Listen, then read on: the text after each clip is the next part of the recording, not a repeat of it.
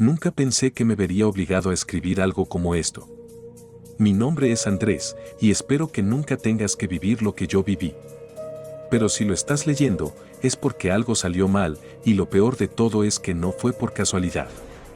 Era una mañana gris, una de esas en las que el cielo parece hundirse sobre ti. Estaba esperando el autobús, como siempre, en la parada cerca de mi casa, cuando lo vi por primera vez. Un hombre. De pie, a unos 10 metros de donde yo estaba. No parecía tener prisa, y eso me inquietó. Su ropa era común, un abrigo largo, sombrero gris, pantalones oscuros.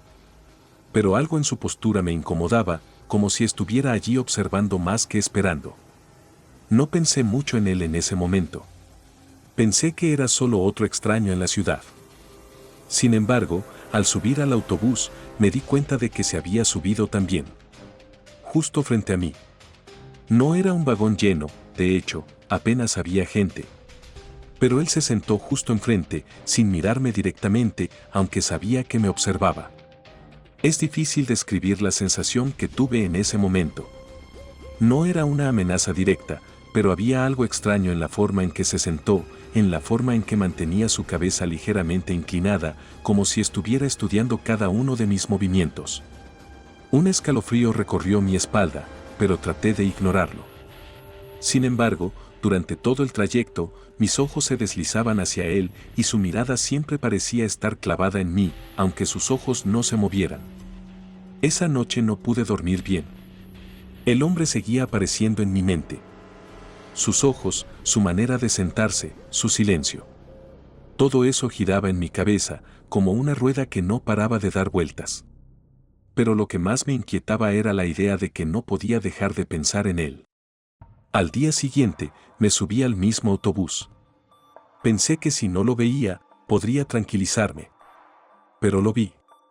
Allí estaba, en el mismo lugar, con la misma postura.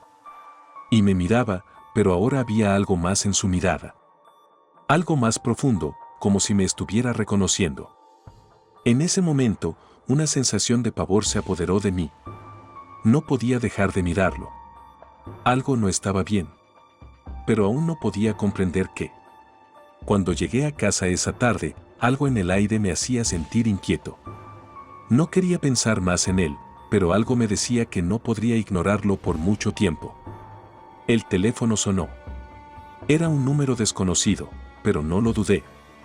Pensé que tal vez alguien me había visto en el autobús y estaba llamando por error. Contesté. Sé lo que has visto, dijo la voz del otro lado, grave, pausada. Mi corazón se detuvo. No sabía qué decir. Me quedé callado, esperando que la voz continuara. Te he estado observando. No te preocupes, no te haré daño, Andrés. Solo quiero que entiendas que ahora estás involucrado en esto.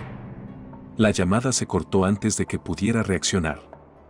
No podía pensar con claridad. ¿Quién estaba detrás de esto? ¿Cómo sabía mi nombre?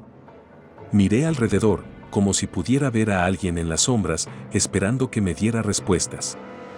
No había nadie, solo el silencio espeso de la habitación. Durante los días siguientes, la presencia de ese hombre se fue haciendo más fuerte. Lo veía en la calle, lo veía en las ventanas de edificios, incluso en los espejos de los escaparates. Siempre estaba allí, pero cada vez que intentaba acercarme, él desaparecía. Al principio pensé que estaba volviéndome loco, pero no podía dejar de sentir que estaba siendo acechado. Una sombra que me seguía, que se deslizaba detrás de cada esquina, que se desvanecía solo para aparecer en el siguiente momento. Lo peor ocurrió una tarde cuando decidí cambiar mi rutina. Decidí tomar un autobús diferente, salir de la ciudad por un rato. Necesitaba despejar mi mente, alejarme de todo. Pero cuando llegué a la estación, lo vi. Estaba esperándome. En ese mismo punto, frente a esa misma entrada. Y entonces entendí que no podía escapar de él. No sé cómo lo hizo. No sé cómo me siguió, cómo lo sabía. Pero su presencia se había convertido en algo más que una simple observación. Era como si hubiera entrado en mi vida, como si mi existencia misma le perteneciera ahora. No había escapatoria. En ese momento, sentí que el miedo no era solo por su presencia física. El verdadero terror venía del hecho de que me estaba atrapando en un ciclo del que no podía salir. Como si todo lo que hubiera hecho hasta ahora hubiera sido parte de su plan, como si cada paso que daba estuviera siendo calculado, cada acción que tomaba, cada pensamiento que tenía, ya estuviera predeterminado. Volví a casa esa noche, completamente devastado, sin saber qué hacer. Al llegar, encontré una carta en mi buzón. Estaba escrita a mano, con una caligrafía limpia y ordenada. Al abrirla, encontré solo unas pocas palabras. ¿Lo entiendes ahora? Estás dentro. Ahora eres parte de esto. El pánico se apoderó de mí. No entendía nada de lo que estaba sucediendo. Quería llamar a la policía, pero no tenía pruebas de nada. Todo lo que tenía era un nombre, una carta y una sensación de claustrofobia que me envolvía. Pero había algo peor, algo que me aterraba aún más. No sabía si él estaba controlando todo, o si yo mismo me había convertido en parte de su juego. A partir de ese momento, mi vida se desmoronó.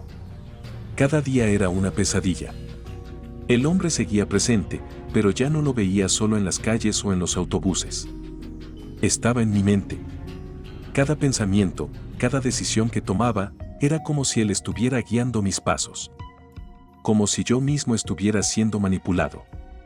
Lo peor es que no sé si alguna vez podré escapar.